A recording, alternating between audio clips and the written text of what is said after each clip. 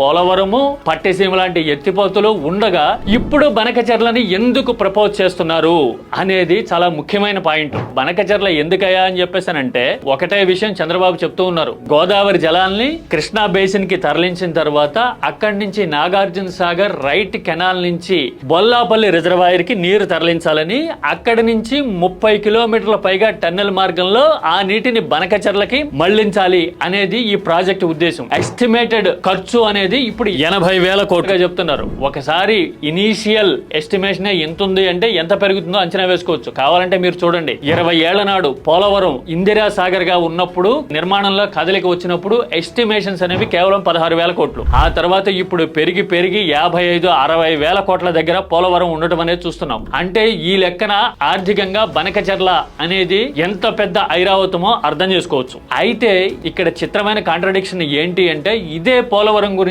గతంలో చంద్రబాబు ఏం చెప్పారో చూద్దాం.